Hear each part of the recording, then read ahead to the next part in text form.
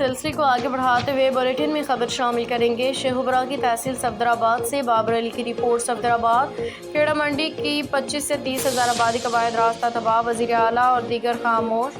صفدرآباد کھیڑا منڈی جہاں 25 سے 30 ہزار گرانے مقیم بارش کے ایک ہی جھٹکے میں عملی طور پہ کٹ کے رہ گئی۔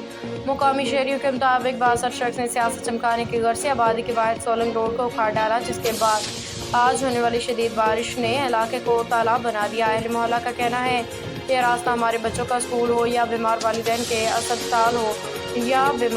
کا اسپتال تک رسائی ہو، اب چاروں طرف سے پانی ہی پانی ہے۔ انتظامیہ کی خاموشی۔ المیہ یہ کہ سنگین صورتحال پہ نہ اسسٹنٹ کمشنر صفدرآباد نے نوٹس لیا، نہ ڈپٹی کمشنر لاہور، نہ ہی کمشنر شیخوپورہ نے کوئی قدم اٹھایا ہے۔ وزیر اعلیٰ پنجاب سے فوری ایکشن کا مطالبہ۔ کھیڑا منڈی کے مکینوں نے وزیر اعلیٰ سے اپیل کی ہے کہ صورتحال کا نوٹس لیں، ذمہ داران کے خلاف کارروائی کریں۔ علاقہ مکینوں کا کہنا ہے کہ اگر بروقت اقدامات نہ ہوئے تو آنے والا ہر بارش سے اس انسانی بحران کو مزید گہرا صدمہ ہوگا۔